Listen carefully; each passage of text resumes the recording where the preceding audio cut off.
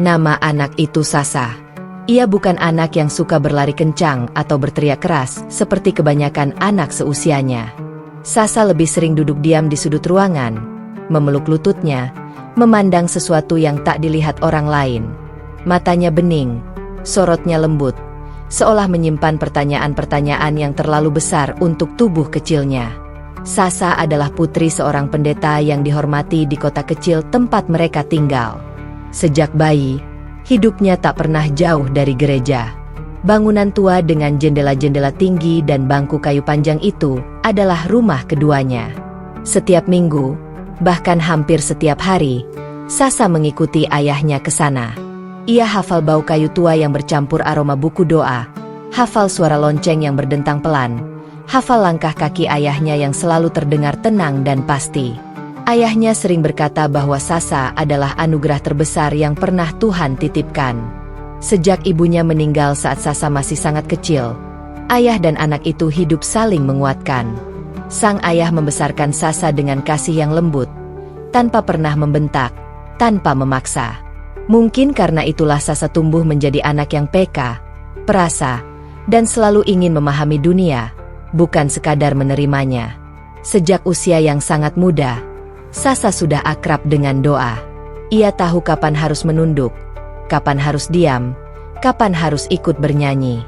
Namun berbeda dengan anak-anak lain yang melafalkan doa karena hafalan, Sasa selalu melakukannya dengan wajah serius, seolah sedang berbicara langsung dengan Tuhan. Suatu sore, setelah gereja mulai sepi dan cahaya matahari menembus kaca patri berwarna, Sasa duduk di bangku depan sambil mengayun-ayunkan kakinya. Ayahnya sedang membereskan kitab dan kertas-kertas khotbah. Suasana hening, hanya ada suara burung dan desir angin. "Ayah," panggil Sasa pelan. Ayahnya menoleh dan tersenyum. "Ya, nak." "Kalau Tuhan itu maha mendengar," kata Sasa sambil menatap langit-langit gereja, "kenapa doa orang yang baik kadang tidak dikabulkan?" Ayahnya terdiam. Pertanyaan itu bukan pertanyaan biasa. Itu bukan pertanyaan anak kecil yang ingin jawaban cepat. Itu pertanyaan yang lahir dari hati yang benar-benar ingin mengerti. Ayahnya mendekat, duduk di samping Sasa. "Kadang Tuhan punya rencana yang belum kita pahami," jawabnya hati-hati. Sasa mengangguk pelan, tapi wajahnya belum sepenuhnya puas. Ia lalu bertanya lagi, dengan suara yang bahkan lebih lembut. "Kalau begitu, apa Tuhan pernah sedih kalau doa kita tidak jujur?" Sekali lagi, ayahnya terdiam. Sejak hari itu, pertanyaan-pertanyaan seperti itu menjadi bagian dari kehidupan mereka. Bukan setiap hari, tapi sering. Terlalu sering untuk diabaikan. Sasa tidak pernah membantah ajaran yang ia terima. Ia tidak pernah menolak pergi ke gereja. Ia tidak pernah melawan. Namun di balik kepatuhannya, ada lautan pertanyaan yang terus bergolak. Ketika ayahnya berkhotbah tentang kasih, Sasa bertanya tentang keadilan. Ketika ayahnya berbicara tentang pengampunan, Sasa bertanya tentang kejujuran. Ketika ayahnya mengajarkan doa, Sasa bertanya tentang ketenangan. "Ayah," katanya suatu malam sebelum tidur, "kenapa waktu berdoa kita harus bicara panjang, tapi hatiku kadang tetap gelisah?" Ayahnya mengusap rambut Sasa, tersenyum lembut, namun hatinya bergetar. Ia menjawab dengan kata-kata yang sudah ia kuasai bertahun-tahun, tetapi untuk pertama kalinya, kata-kata itu terasa seperti milik orang lain. Sasa tumbuh menjadi anak yang disukai banyak orang. Guru-gurunya mengatakan ia cerdas dan sopan. Teman-temannya menyebutnya baik dan tidak pernah marah. Namun di rumah, ketika malam sudah larut dan hanya lampu meja yang menyala, Sasa sering duduk di tepi ranjangnya, menatap jendela. Ia tidak tahu apa yang ia cari. Ia hanya tahu bahwa ada ruang kosong di dalam dadanya yang belum terisi. Kadang, ketika berjalan pulang dari sekolah bersama ayahnya, Mereka melewati sebuah jalan kecil yang di ujungnya berdiri sebuah masjid. Sasa tidak pernah masuk ke sana. Ia hanya mendengar suara adzan yang melayang lembut di udara sore. Suara itu berbeda dari lonceng gereja. Tidak keras. Tidak memanggil dengan paksa. Seperti seseorang yang berbisik dari kejauhan, namun sampai tepat ke hati. Sasa tidak pernah mengatakan apa-apa tentang suara itu.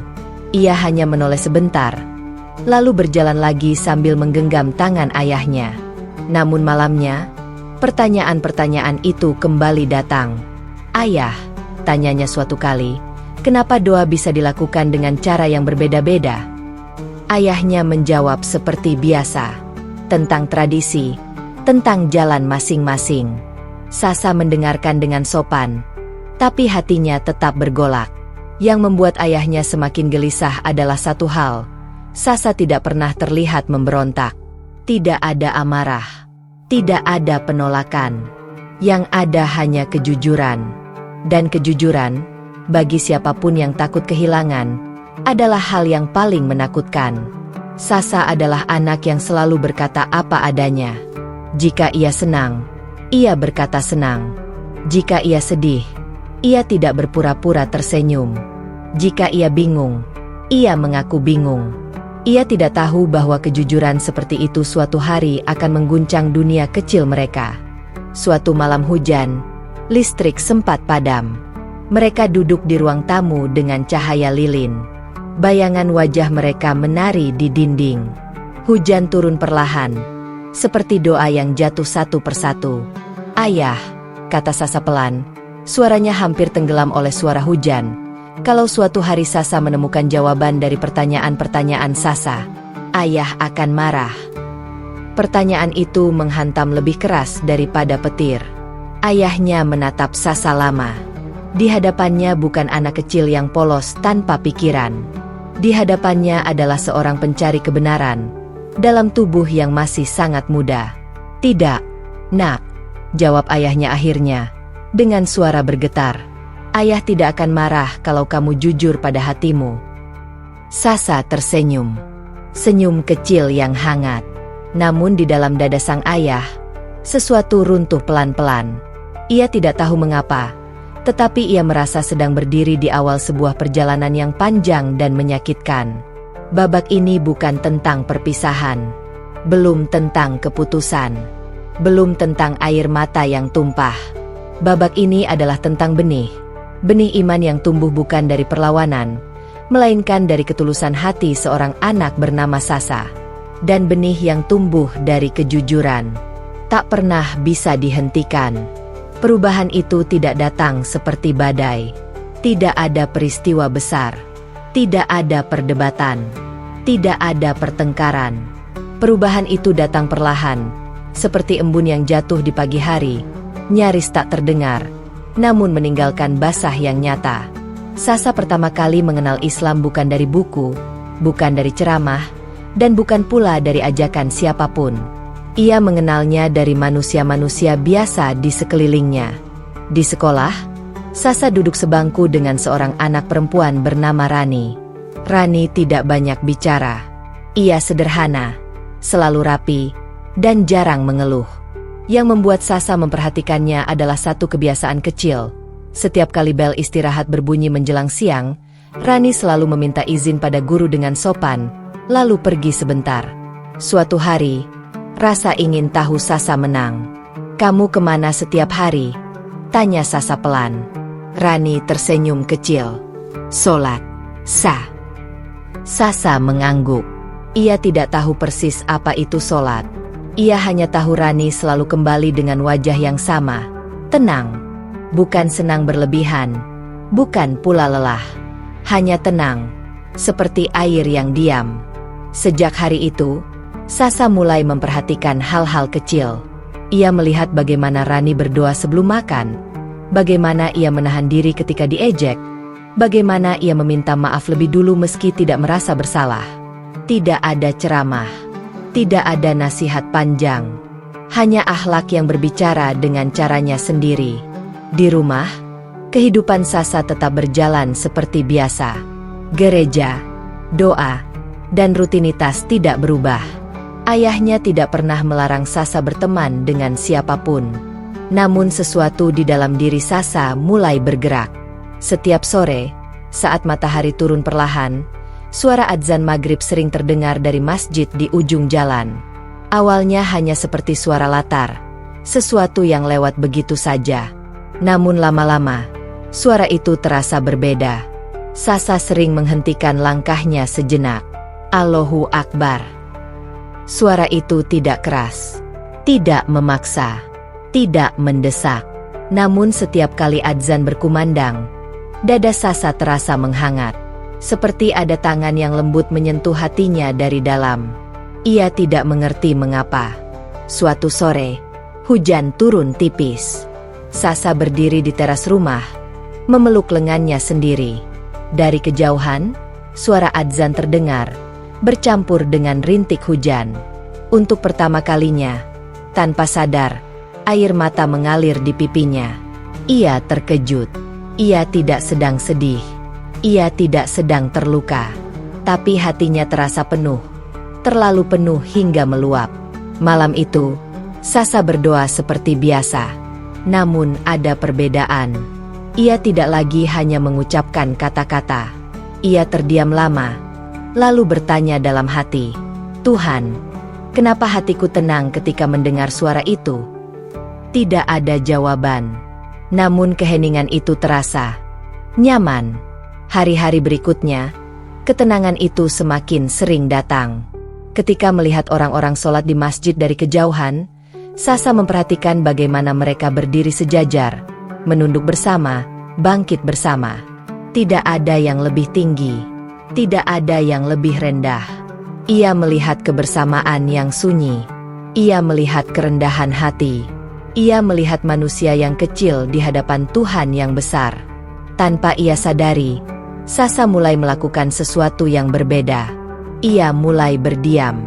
Bukan diam karena takut. Bukan diam karena bingung. Tetapi diam karena sedang mendengarkan sesuatu di dalam dirinya.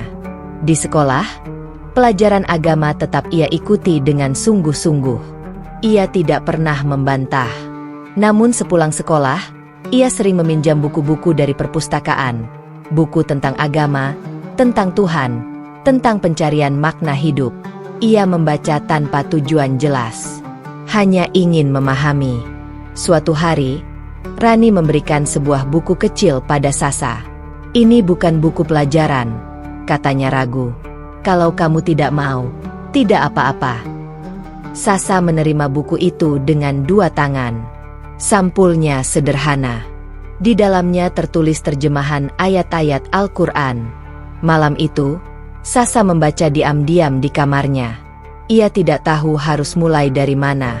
Ia hanya membuka halaman secara acak. Dan di sanalah kalimat itu menunggunya. "Bukankah dengan mengingat Allah hati menjadi tenang?" Sasa menutup buku itu perlahan. Dadanya terasa sesak. Tapi bukan karena takut. Karena dikenali. Seperti seseorang yang akhirnya menemukan kata yang tepat untuk perasaan yang selama ini tak bisa ia jelaskan. Ia tidak langsung memutuskan apapun. Ia tidak berani. Ia tahu betul siapa ayahnya. Ia tahu dunia yang ia tinggali. Namun sejak malam itu, satu hal berubah. Sasa tidak lagi merasa sendirian dalam pencariannya. Ia mulai mencoba meniru gerakan sholat yang ia lihat. Diam-diam, di kamar, ketika semua orang tidur. Ia tidak tahu bacaannya. Ia hanya berdiri, menunduk, dan berbisik dalam hati, "Tuhan, jika Engkau ada di sini, aku ingin mengenalmu dengan jujur." Setiap selesai melakukan itu, Sasa selalu menangis. Bukan tangis kesedihan. Tangis yang membuat napas terasa lega. Tangis yang membuat hatinya ringan. Hari demi hari, ketenangan itu tumbuh. Bukan euforia. Bukan kegembiraan berlebihan. Tetapi keteguhan. Seperti akar yang diam-diam menembus tanah. Sasa mulai memahami satu hal penting. Ia tidak sedang melawan ayahnya. Ia tidak sedang membenci masa lalunya. Ia tidak sedang memberontak. Ia hanya sedang jujur pada hatinya sendiri.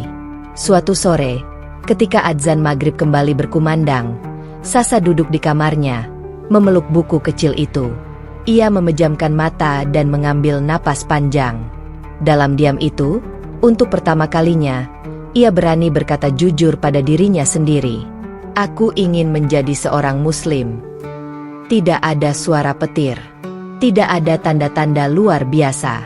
Hanya ketenangan yang mengalir pelan, seperti air yang menemukan jalannya pulang. Keputusan itu membuat Sasa takut. Takut melukai ayahnya. Takut mengecewakan. Takut kehilangan. Namun di balik ketakutan itu, ada keyakinan yang lebih kuat. Ia tidak akan sanggup hidup dengan menipu hatinya sendiri. Malam itu, Sasa berdoa lebih lama dari biasanya. Ia tidak meminta apa-apa selain satu hal. Tuhan, jika jalan ini benar, kuatkan aku. Jika aku harus terluka, jangan biarkan aku menjadi anak yang durhaka. Di luar, hujan kembali turun pelan. Suara adzan Isya menggema dari kejauhan. Untuk pertama kalinya, Sasa menundukkan kepala dan tersenyum dalam air mata. Hari itu datang tanpa tanda. Tidak ada hujan, tidak ada langit mendung, tidak ada firasat aneh. Pagi berjalan seperti biasa. Ayah Sasa berangkat ke gereja dengan langkah tenang, seperti yang telah ia lakukan selama puluhan tahun.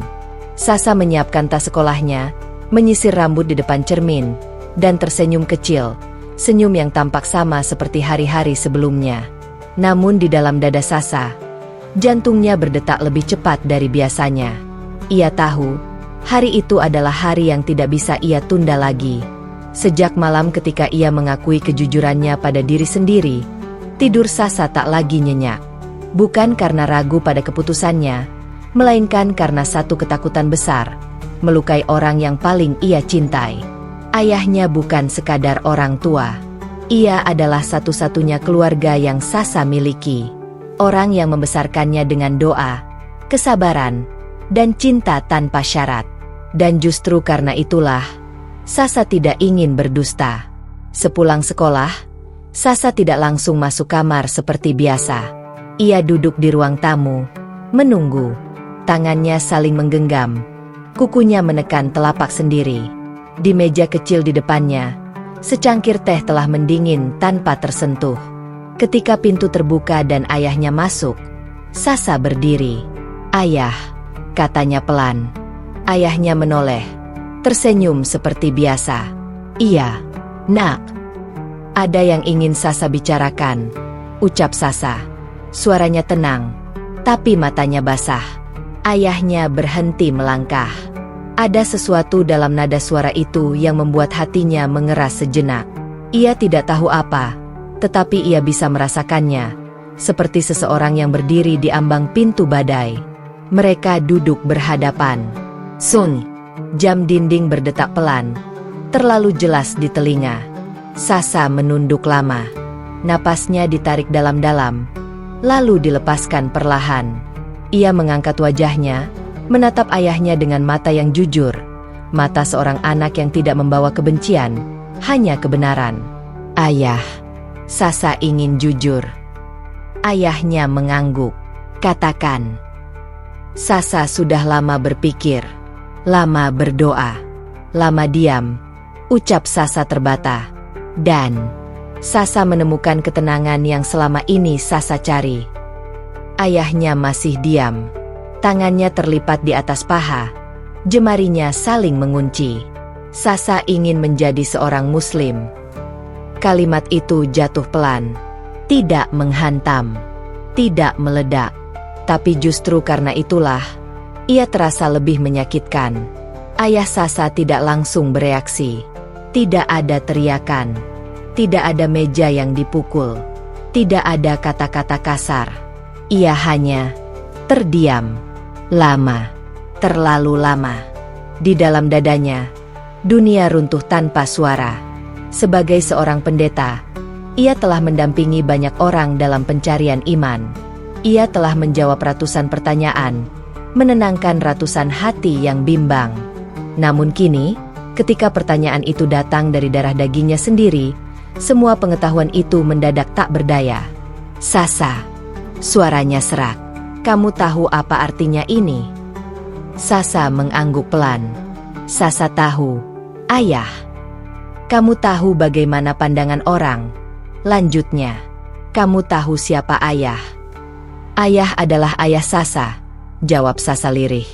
"Dan itu tidak akan pernah berubah." Kalimat sederhana itu menusuk lebih dalam dari apapun. Ayahnya bangkit dari duduknya, berjalan ke jendela. Ia menatap keluar, tapi matanya tidak benar-benar melihat apapun.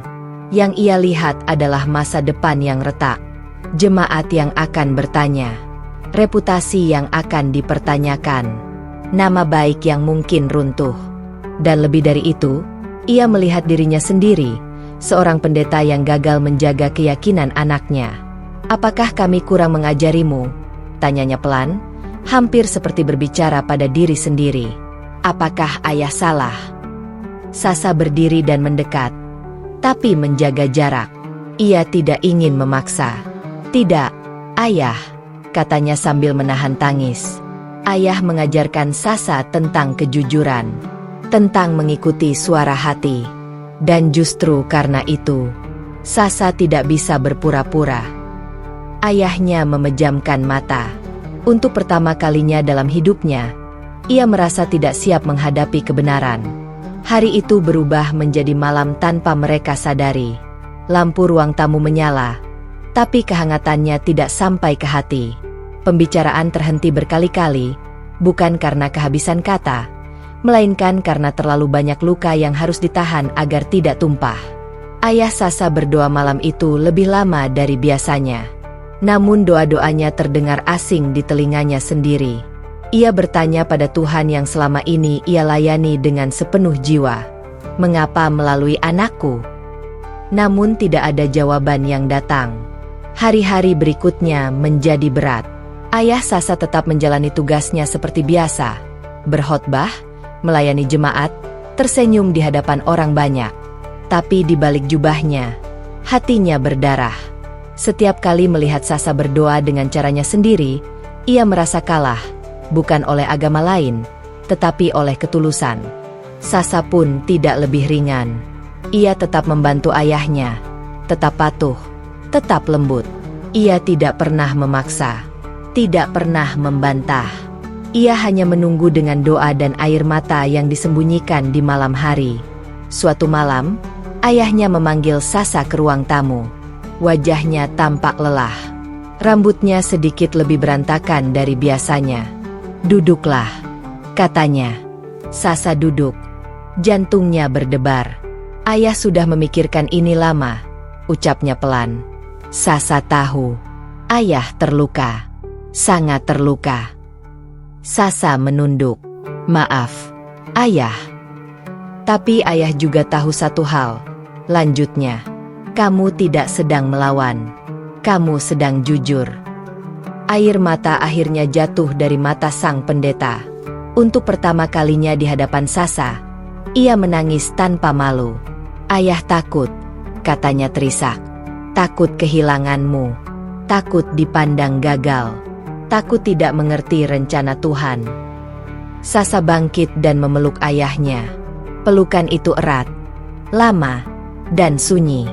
Dua hati yang sama-sama terluka, saling menguatkan. "Ayah," bisik Sasa. "Sasa tidak akan pergi kemana-mana. Sasa tetap anak ayah." Malam itu, ayah Sasa membuat keputusan paling berat dalam hidupnya, bukan sebagai pendeta, tetapi sebagai ayah. Ia memilih menahan egonya, menahan rasa takutnya, menahan reputasinya, demi satu hal yang lebih besar dari semuanya, kejujuran hati seorang anak. "Ayah tidak mengerti semuanya," katanya dengan suara lelah tapi jujur. "Tapi ayah tidak akan menghalangimu mencari Tuhan dengan caramu." Itu bukan persetujuan penuh, bukan penerimaan sempurna.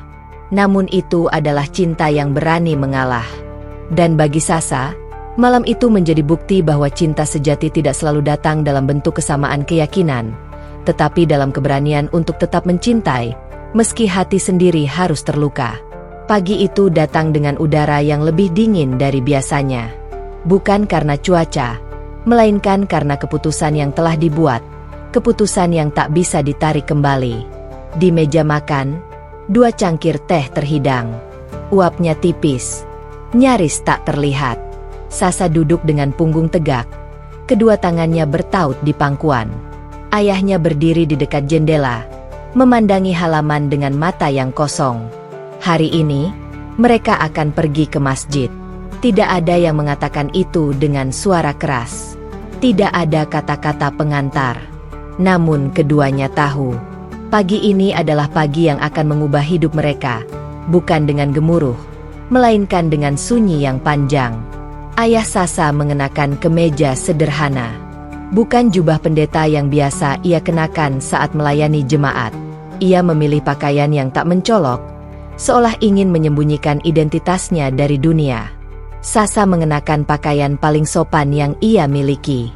Wajahnya tenang, tetapi matanya menyimpan gelombang yang tak bisa disembunyikan.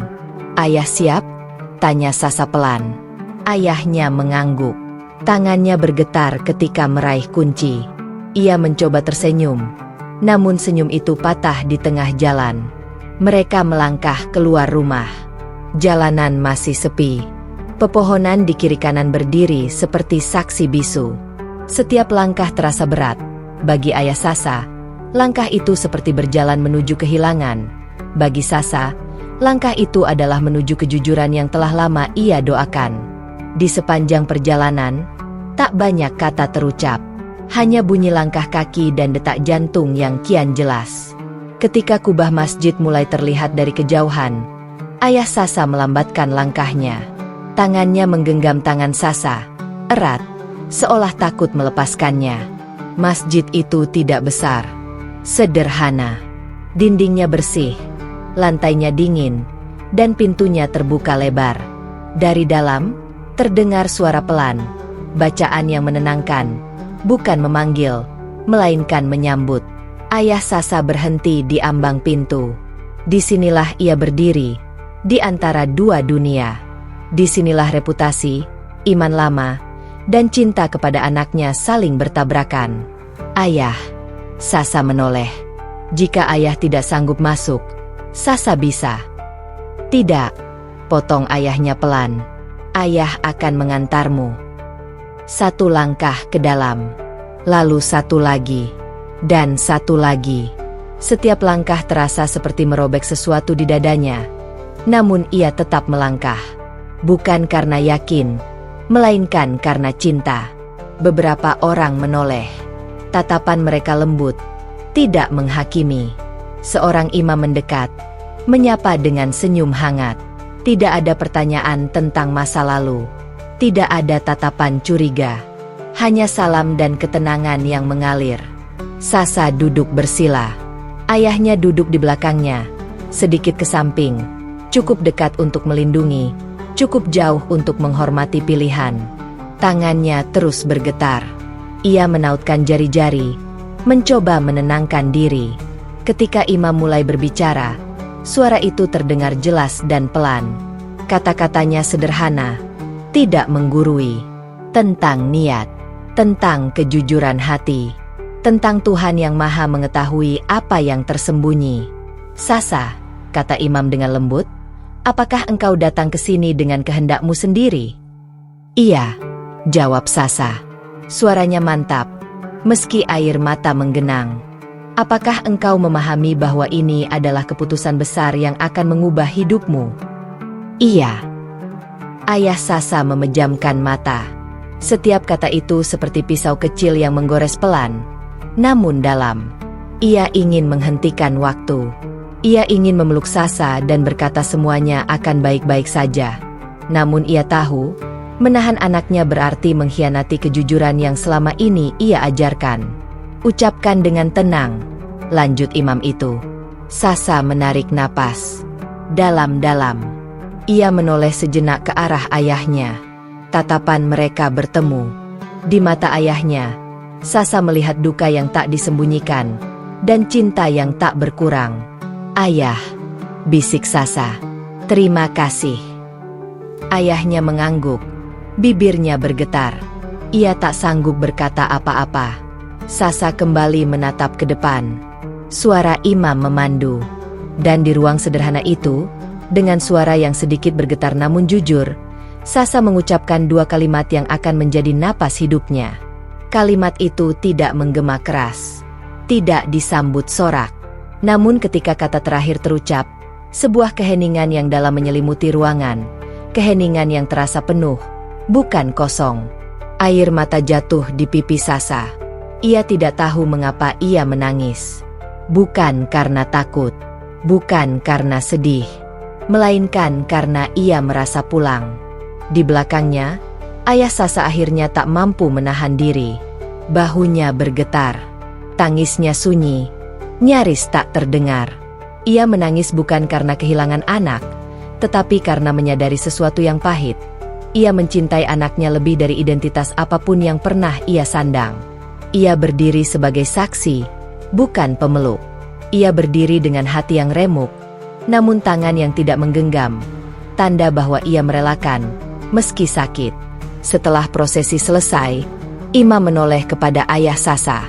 "Terima kasih telah mendampingi," ucapnya tulus. "Tidak semua orang mampu melakukan ini." Ayah Sasa hanya mengangguk. Tenggorokannya tercekat. Di luar masjid, matahari mulai naik. Cahaya jatuh lembut di halaman. Sasa melangkah keluar dengan langkah yang terasa lebih ringan. Ayahnya mengikuti. Wajahnya pucat namun tenang. Mereka duduk di bangku batu di halaman. Lama, tanpa bicara. Angin berembus pelan, menggerakkan daun-daun. "Ayah," kata Sasa akhirnya. Sasa tidak meminta ayah mengerti semuanya. Ayahnya menatap Sasa. Lama. Lalu ia mengangkat tangan dan mengusap kepala anaknya, seperti yang selalu ia lakukan sejak Sasa kecil. "Ayah tahu," katanya serak. "Dan ayah, bangga karena kamu berani jujur." Kalimat itu sederhana. Namun bagi Sasa, itu adalah restu paling tulus yang bisa ia terima saat ini. Mereka pulang dengan langkah yang sama. Perlahan, berdampingan. Tidak ada kemenangan. Tidak ada kekalahan.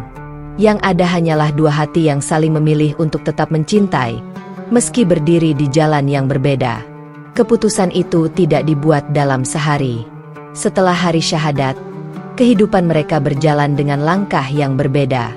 Sasa pulang ke rumah yang sama, menempati kamar yang sama, menyeduh teh di meja yang sama. Namun ada sesuatu yang telah berubah.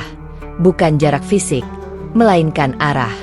Dan arah itu, pelan tapi pasti, membawa mereka pada satu keputusan yang tak terelakkan. Pesantren. Bukan sebagai pelarian. Bukan sebagai pengasingan. Melainkan sebagai penjagaan. Ayah Sasa memahami satu hal penting. Jika ia sungguh mencintai anaknya, maka ia harus memastikan Sasa belajar Islam dengan benar, bukan setengah-setengah, bukan diam-diam, bukan dengan rasa takut. Ia ingin Sasa tumbuh dengan keyakinan yang utuh, dengan akhlak yang baik, dan dengan ilmu yang membimbing, bukan sekadar perasaan. Ketika ayahnya menyampaikan rencana itu, Sasa terdiam lama. "Apakah ayah yakin?" tanyanya pelan. Ayahnya mengangguk. Wajahnya tenang. Meski matanya menyimpan rindu yang belum terjadi. "Ayah ingin kamu kuat, Nak, bukan hanya dalam iman, tapi dalam hidup." Hari keberangkatan tiba lebih cepat dari yang mereka bayangkan. Pagi itu, koper kecil Sasa berdiri di sudut ruang tamu. Isinya sederhana, pakaian, beberapa buku, mushaf kecil, dan satu benda yang paling berharga, sebuah foto lama dirinya bersama ayah, diambil bertahun-tahun lalu di halaman gereja. Sasa menyelipkannya diam-diam, seolah ingin membawa masa lalunya agar tak merasa sendirian di masa depan. Perjalanan menuju pesantren ditempuh dengan mobil tua mereka. Jalanan berliku, melewati sawah dan pepohonan. Di kursi penumpang, Sasa menatap jendela, merekam setiap pemandangan.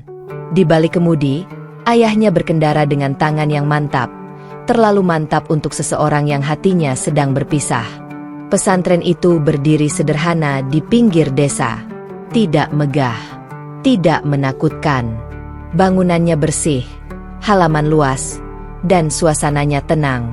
Suara santri mengaji terdengar lirih, seperti aliran air yang menenangkan.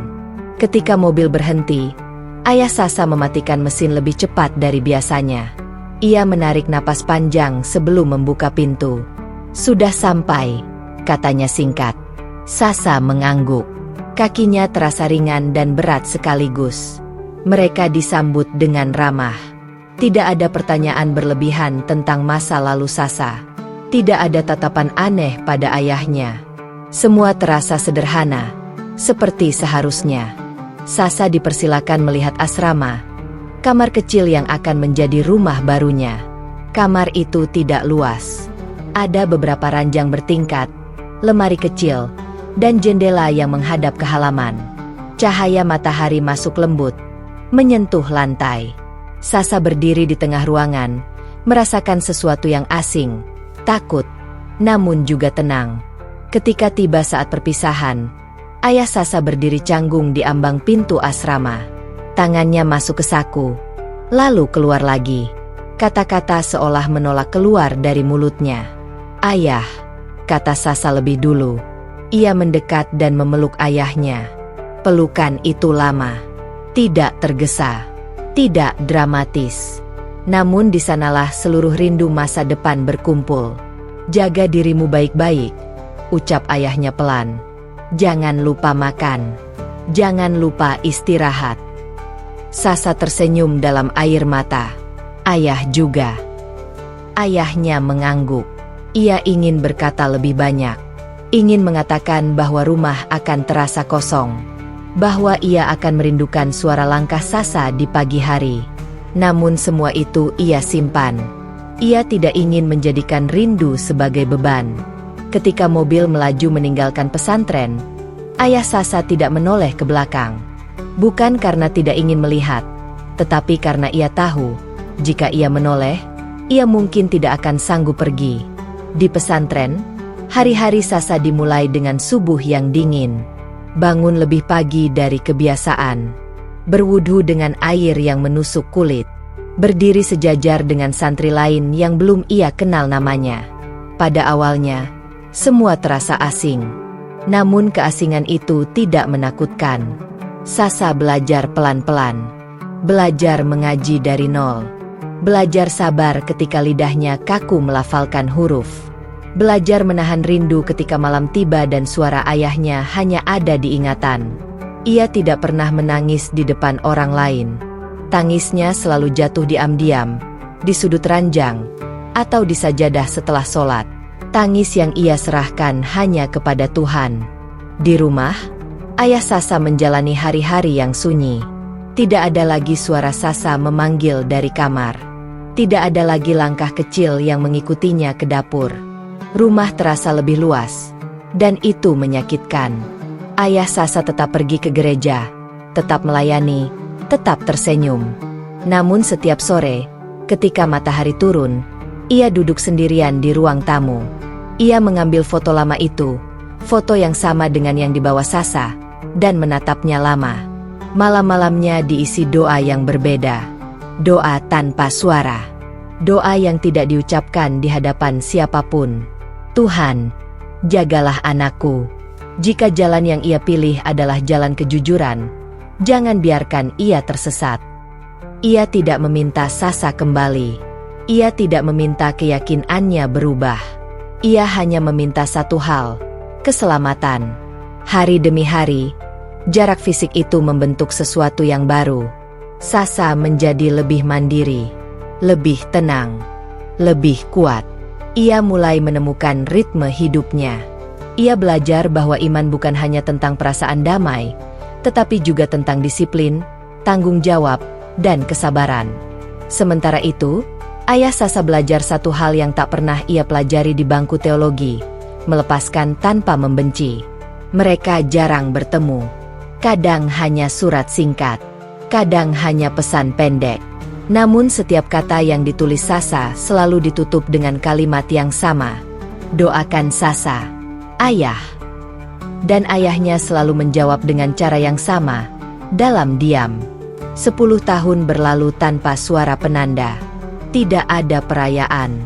Tidak ada pengumuman. Hanya waktu yang berjalan, pelan namun pasti, mengikis hal-hal yang dulu terasa kokoh. Ayah Sasa masih menjadi pendeta.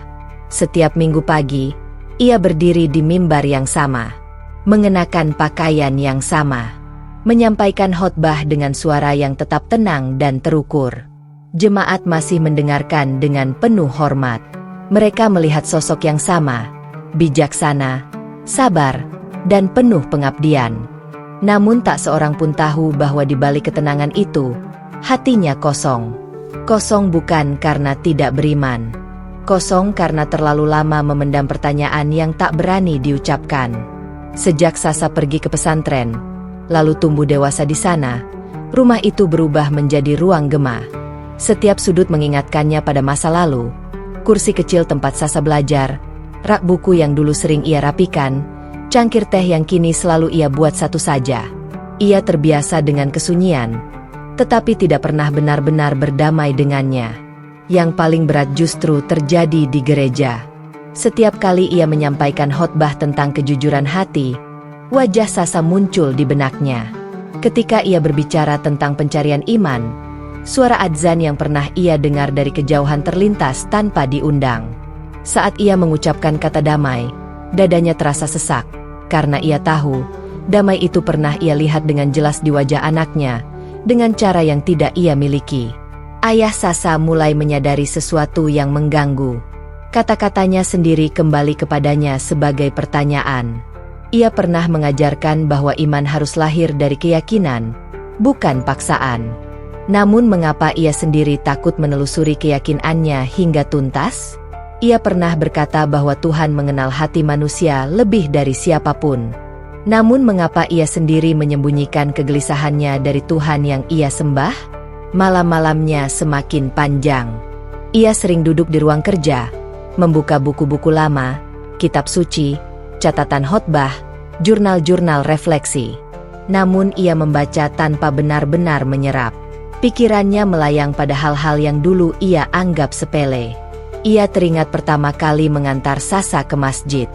Terngiang kembali suara lirih Sasa saat mengucap syahadat. Terbayang air mata yang jatuh tanpa suara. Air mata yang tidak pernah ia ceritakan pada siapapun. Suatu malam, ketika hujan turun deras, ayah Sasa terbangun dari tidurnya. Dadanya sesak. Bukan mimpi buruk, melainkan mimpi yang terlalu nyata. Ia melihat Sasa berdiri di sajadah, berdoa dengan tenang, sementara ia sendiri berdiri di belakang, bingung, ragu, dan terlambat. Ia duduk lama di tepi ranjang. Untuk pertama kalinya dalam hidupnya, ia tidak tahu kepada siapa harus berdoa. Hari-hari berikutnya, kegelisahan itu tak lagi bisa disangkal. Ia mulai memperhatikan hal-hal kecil yang dulu luput. Tentang ketenangan orang-orang Muslim yang ia temui di pasar. Tentang cara mereka menunduk, bukan karena kalah, tetapi karena sadar diri. Tentang doa yang tidak dipamerkan, namun terasa kuat. Tanpa rencana, ia mulai membaca. Awalnya hanya ingin tahu. Seorang pendeta yang terbiasa mengkaji, merasa wajar memperluas bacaan. Ia membuka terjemahan Al-Quran yang dulu pernah diberikan seseorang dan tersimpan lama di rak. Nyaris berdebu. Ia membacanya diam-diam, tanpa niat apapun, tanpa keinginan berpindah.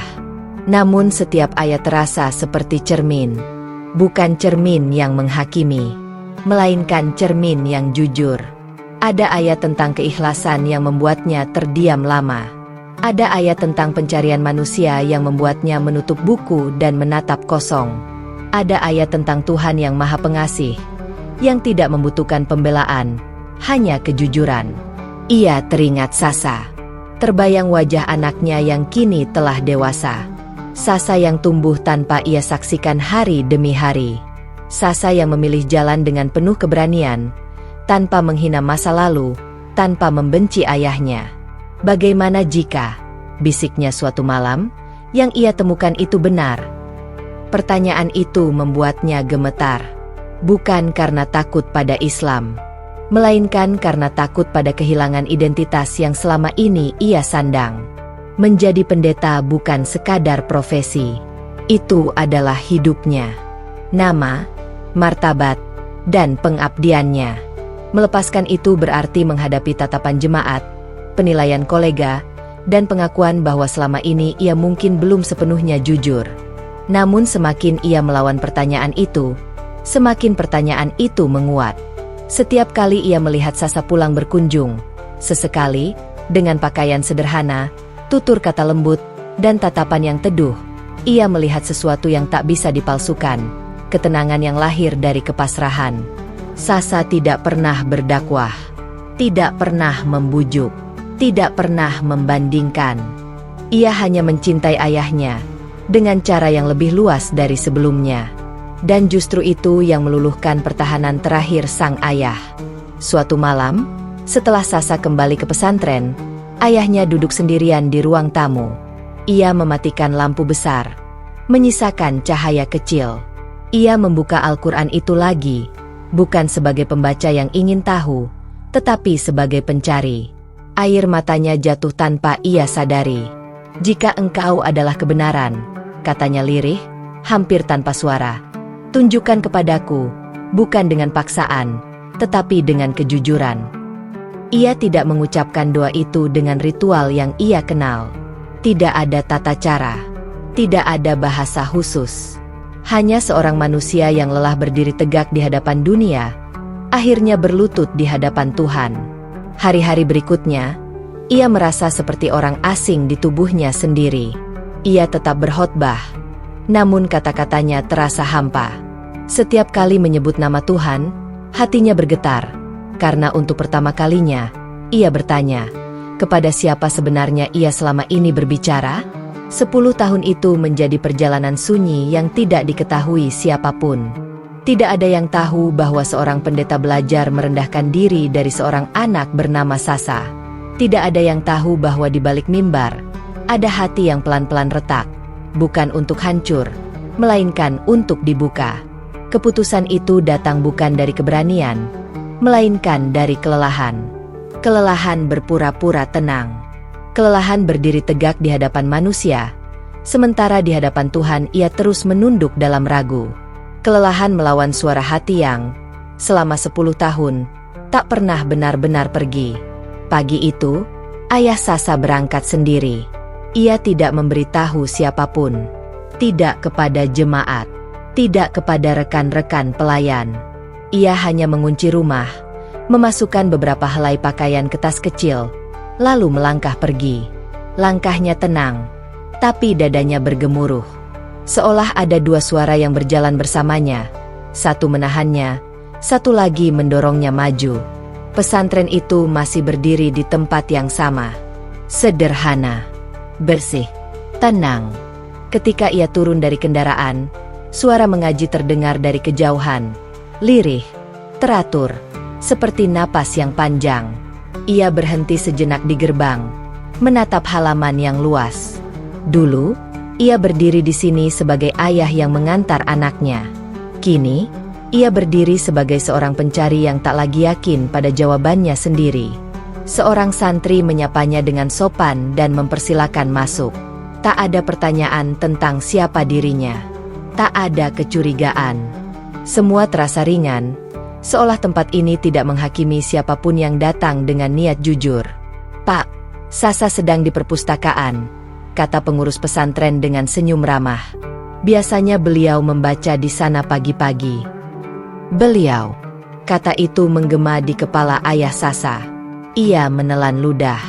Sasa, anak kecil yang dulu memeluk lututnya di bangku gereja, kini dipanggil dengan hormat. Ia melangkah ke arah perpustakaan. Jantungnya berdebar semakin cepat. Pintu kayu itu terbuka setengah. Dari celahnya, ia melihat sosok yang begitu ia kenal, namun juga terasa baru. Sasa duduk bersila di dekat jendela. Pakaian sederhananya rapi. Rambutnya tertutup dengan anggun. Di pangkuannya terbuka sebuah buku. Cahaya pagi menyentuh wajahnya, menampakkan ketenangan yang tak dibuat-buat. Ayah Sasa berdiri lama di ambang pintu. Ada rasa takut yang aneh. Takut mengganggu kedamaian itu. Sasa menoleh, seolah merasakan kehadiran yang akrab. Mata mereka bertemu. Dalam sekejap, senyum Sasa merekah. Bukan senyum terkejut, melainkan senyum yang menyambut. "Ayah," ucapnya lembut. Satu kata itu menghancurkan pertahanan terakhir yang tersisa. Ayah Sasa melangkah masuk. Tangannya gemetar. "Kamu kelihatan sehat," katanya. Suara berusaha tetap stabil. "Alhamdulillah," jawab Sasa. Ia menutup bukunya dan berdiri. "Ayah bagaimana? Perjalanan jauh?" Ayahnya mengangguk. Mereka duduk berhadapan. Tidak ada pelukan berlebihan. Tidak ada air mata yang langsung jatuh. Pertemuan itu berlangsung seperti dua orang yang telah lama saling mengenal dan memilih untuk tidak terburu-buru. Beberapa saat mereka berbincang tentang hal-hal sederhana. Cuaca, perjalanan, kabar pesantren. Sasa bercerita dengan tutur kata yang tenang. Tidak ada kebanggaan berlebihan. Tidak ada nada menggurui. Ia hanya bercerita tentang hari-harinya, tentang belajar, tentang kehidupan yang ia jalani dengan penuh kesadaran. Ayah Sasa memperhatikan setiap gerakannya. Cara Sasa mendengarkan sebelum berbicara. Cara ia menunduk ringan saat menjawab. Cara ia memilih kata-kata yang jujur namun lembut. Tak ada jejak pemberontakan di sana. Yang ada adalah kedewasaan. "Ayah," kata Sasa setelah jeda yang panjang, "apakah ayah datang karena rindu?" Ayahnya tersenyum tipis. "Itu juga," katanya jujur. "Tapi, ada hal lain." Sasa tidak mendesak. Ia hanya menunggu, seperti seseorang yang memahami bahwa kejujuran tidak bisa dipaksa keluar. "Ayah lelah," lanjutnya pelan. "Lelah menolak pertanyaan yang terus kembali." Sasa menatap ayahnya penuh perhatian. Tidak ada sorot kemenangan, hanya kepedulian. "Ayah ingin bertanya," katanya lagi, "tanpa kamu harus menjawab sebagai anak yang ingin membenarkan pilihanmu." Sasa mengangguk. "Tanyakan saja sebagai ayah." Ayah Sasa menarik napas panjang. "Apa yang kamu temukan benar-benar membuatmu tenang?"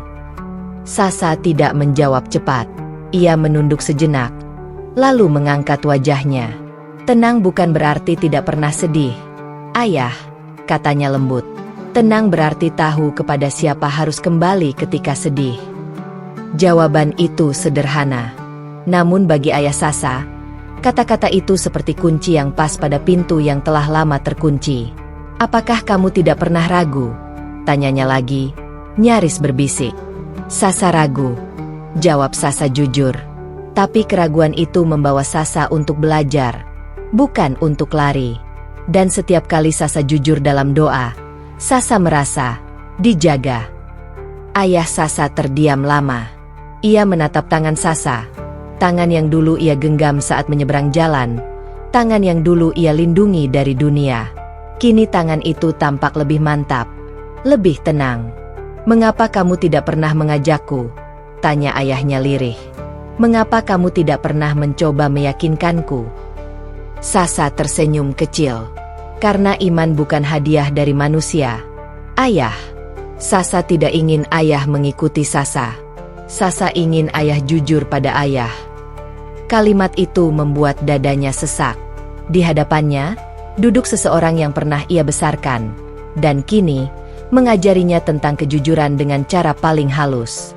Hari itu mereka berjalan bersama di halaman pesantren. Ayah Sasa melihat bagaimana Sasa menyapa para santri lain, mendengarkan mereka, membantu tanpa diminta. Tidak ada jarak, tidak ada keangkuhan. Di masjid pesantren, ayah Sasa duduk di barisan belakang. Ia tidak ikut berdiri, tidak ikut bersujud. Ia hanya duduk, memperhatikan, mendengarkan. Dan untuk pertama kalinya, ia tidak merasa asing. Bacaan itu mengalir pelan. Gerakan itu teratur. Tak ada paksaan, tak ada teriakan. Hanya manusia-manusia yang tahu kapan harus berdiri dan kapan harus merendah. Air mata jatuh tanpa ia sadari. Setelahnya, ia duduk sendiri di serambi. Sasa mendekat, duduk di sampingnya. Tidak terlalu dekat, tidak terlalu jauh. "Ayah," katanya pelan. Sasa tidak tahu apa yang ayah cari. Tapi jika ayah ingin bertanya, Sasa akan menemani. Jika ayah ingin diam, Sasa juga akan menemani. Ayah Sasa menutup mata. Di sanalah, di tengah kesunyian yang ramah itu, ia akhirnya mengakui sesuatu yang telah lama ia sembunyikan dari dirinya sendiri. Ia tidak takut pada Islam. Ia takut pada kehilangan dirinya yang lama. Namun ia juga tahu satu hal yang lebih jujur. Ia tidak bisa terus hidup dengan setengah hati. "Sasa," katanya dengan suara bergetar. "Ayah ingin belajar, bukan sebagai pendeta. Bukan sebagai ayah yang harus terlihat benar. Tapi sebagai manusia." Sasa menahan napas. Matanya basah. "Sasa akan ada, ayah." Sore itu, ketika matahari condong ke barat, ayah Sasa melangkah keluar dari masjid pesantren dengan langkah yang berbeda. Masih ragu, masih takut. Namun satu keputusan telah bersemi. Pelan, namun teguh. Ia akan memeluk kebenaran, apapun harganya. Bukan karena dibujuk, bukan karena kalah debat, melainkan karena hatinya tak lagi sanggup berbohong. Pagi itu, masjid pesantren terasa berbeda. Bukan karena bangunannya berubah, bukan karena jamaahnya lebih banyak dari biasanya, melainkan karena ada satu hati yang datang dengan keputusan paling jujur dalam hidupnya. Ayah Sasa berdiri di pelataran masjid dengan langkah tertahan. Udara pagi menyentuh wajahnya, sejuk, menenangkan. Di hadapannya, pintu masjid terbuka lebar, sama seperti 10 tahun lalu, ketika ia mengantar seorang anak kecil dengan tangan gemetar dan hati yang hancur. Kini, anak itu berdiri di sampingnya. Sasa bukan lagi anak kecil yang menunduk ketakutan, melainkan seorang muslimah dewasa dengan wajah tenang dan mata yang penuh kasih. Ia tidak menggenggam tangan ayahnya seperti dulu. Ia hanya berdiri dekat, cukup dekat untuk memberi rasa aman, cukup jauh untuk menghormati pilihan. "Ayah siap?" tanya Sasa pelan. Ayahnya menarik napas panjang. Dada ini masih berdebar. Tangannya masih dingin. Ketakutan belum sepenuhnya pergi. Namun di balik semua itu, ada sesuatu yang baru, kelegaan. "Ayah tidak tahu apakah ayah akan kuat," katanya jujur. Sasa tersenyum lembut. "Ayah tidak perlu kuat. Ayah hanya perlu jujur." Kalimat itu kembali menancap tepat di hatinya. Mereka melangkah masuk ke masjid. Cahaya matahari pagi menyusup melalui jendela-jendela tinggi, memantul di lantai yang bersih. Beberapa orang sudah duduk dengan tenang. Tidak ada sorot mata menghakimi. Tidak ada bisik-bisik. Seolah tempat ini memang diciptakan untuk menerima siapapun yang datang dengan niat lurus. Ayah Sasa duduk di barisan depan. Di tempat itulah, 10 tahun lalu, Sasa mengucapkan kalimat yang mengubah hidupnya. Dan di tempat itulah pula, hari ini, peran akan berbalik. Seorang ustaz mendekat. Wajahnya teduh. Ia tidak bertanya tentang masa lalu. Tidak menyinggung jabatan, reputasi, atau sejarah panjang ayah Sasa sebagai pendeta. Ia hanya bertanya satu hal yang paling penting. Apakah Bapak datang dengan kehendak sendiri? Ayah Sasa mengangguk. Dengan kehendak hati saya. Apakah Bapak memahami bahwa Islam adalah jalan hidup, bukan sekadar kata-kata? Ayah Sasa menoleh sekilas ke arah Sasa. Anak itu tidak mengangguk, tidak pula memberi isyarat apapun. Ia hanya menatap ayahnya dengan mata yang berkata, "Apapun jawaban ayah, Sasa tetap anak ayah." "Iya," jawab ayah Sasa mantap. "Saya ingin berserah diri kepada Tuhan Yang Maha Esa." Suasana menjadi hening. Ustaz mempersilakan ayah Sasa untuk mengucapkan 2 kalimat syahadat. Suaranya tenang, jelas. Namun saat ayah Sasa membuka mulut, suara itu tertahan. Ada banyak bayangan yang datang bersamaan.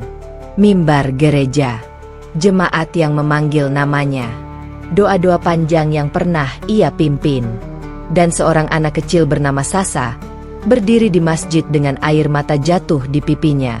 Dadanya sesak. Air mata mengalir tanpa bisa ia cegah. Sasa mendekat sedikit. Suaranya nyaris berbisik, namun jelas. Ayah tidak sendirian. Kalimat itu cukup. Ayah Sasa mengangkat wajah. Dengan suara bergetar, ia mengikuti lafaz demi lafaz. Tidak sempurna, tidak lantang, namun jujur.